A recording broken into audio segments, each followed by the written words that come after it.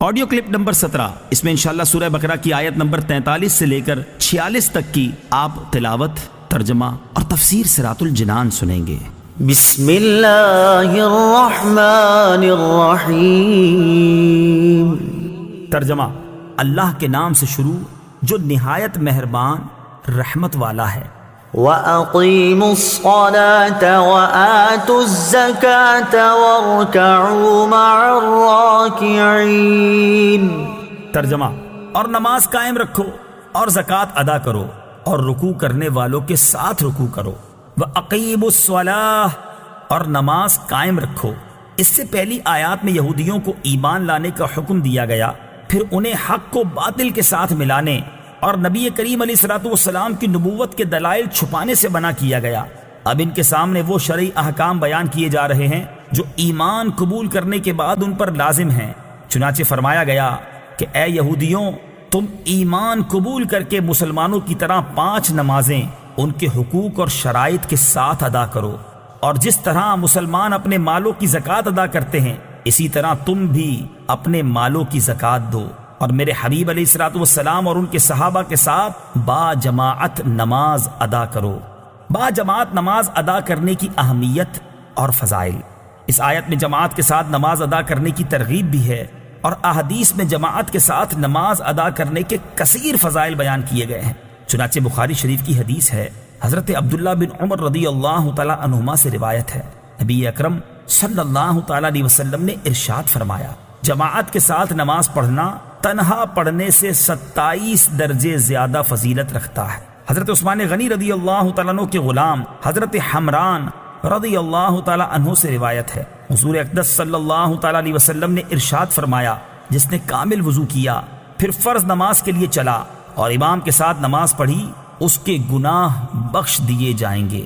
أَتَأْمُرُونَ النَّاسَ بِالْبِرِّ وَتَنْسَوْنَ أَنفُسَكُمْ وَأَنْتُمْ تَتْلُونَ الْكِتَابَ أَفَلَا تَعْقِلُونَ۔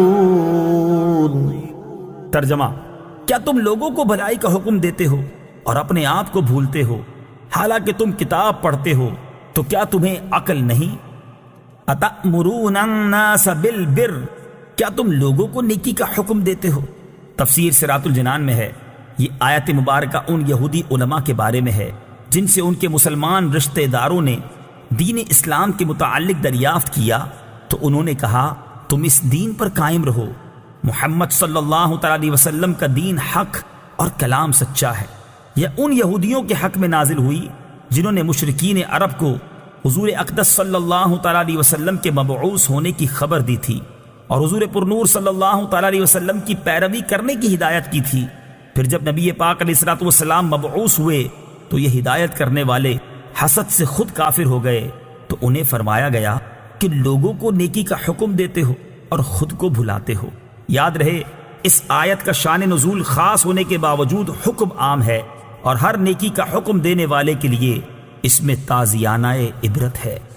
وَاسْتَعِينُوا بِالصَّبْرِ وَالصَّلَاةِ وَإِنَّهَا لَكَبِيرَةٌ إِلَّا عَلَى الْخَاشِعِينَ الَّذِينَ يَظُنُّونَ أَنَّهُم مُّلَاقُو رَبِّهِمْ وَأَنَّهُمْ إِلَيْهِ رَاجِعُونَ۔ ترجمہ: اور صبر اور نماز سے مدد حاصل کرو، اور بے شک نماز ضرور بھاری ہے مگر ان پر جو دل سے میری طرف جھکتے ہیں، جنہیں یقین ہے کہ انہیں اپنے رب سے ملنا ہے اور انہیں اسی کی طرف لوٹ کر جانا ہے۔ وَاسْتَعِينُوا بِالصَّبْرِ وَالصَّلَاةِ، اور صبر اور نماز سے مدد حاصل کرو۔ تفسیر صراط الجنان میں ہے، اس آیت کی ایک تفسیر یہ ہے کہ اس سے پہلی آیت میں بنی اسرائیل کو سید المرسلین صلی اللہ تعالی علیہ وسلم پر ایمان لانے، ان کی شریعت پر عمل کرنے، سرداری ترک کرنے اور منصب و مال کی محبت دل سے نکال دینے کا حکم دیا گیا، اور اس آیت میں ان سے فرمایا جا رہا ہے کہ اے بنی اسرائیل، اپنے نفس کو لذتوں سے روکنے کے لیے صبر سے مدد چاہو، اور اگر صبر کے ساتھ ساتھ نماز سے بھی مدد حاصل کرو تو سرداری اور منصب و مال کی محبت دل سے نکالنا تمہارے لیے آسان ہو جائے گا۔ بے شک نماز ضرور بھاری ہے، البتہ ان لوگوں پر بھاری نہیں جو دل سے میری طرف جھکتے ہیں۔ دوسری تفسیر یہ ہے کہ اے مسلمانوں، تم رضائے الہی کے حصول اور اپنی حاجتوں کی تکمیل میں صبر اور نماز سے مدد چاہو۔ سبحان اللہ، کیا پاکیزہ تعلیم ہے۔ صبر کی وجہ سے قلبی قوت میں اضافہ ہے، اور نماز کی برکت سے اللہ تعالیٰ سے تعلق مضبوط ہوتا ہے، اور یہ دونوں چیزیں پریشانیوں کو برداشت کرنے اور انہیں دور کرنے میں سب سے بڑی معاون ہیں۔ انہا لکبیرۃ الا علی الخاشعین، بے شک نماز ضرور بھاری ہے مگر ان پر جو دل سے میری طرف جھکتے ہیں۔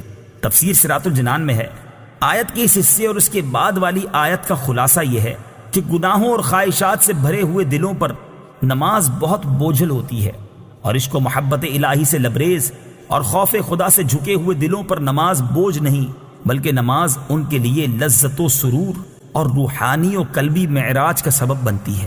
اور یہ وہ لوگ ہیں جو اپنے رب عز و جل سے ملاقات پر یقین رکھتے ہیں اور اس مولا کریم کے دیدار کی تڑپ رکھتے ہیں۔ اس میں بشارت ہے کہ آخرت میں مومنین کو دیدار الہی کی نعمت نصیب ہوگی، نیز اللہ تعالیٰ سے ملاقات اور اس کی طرف رجوع میں ترغیب و ترہیب دونوں ہیں، اور ان دونوں کو پیش نظر رکھنا نماز میں خشوع پیدا ہونے کا ذریعہ ہے۔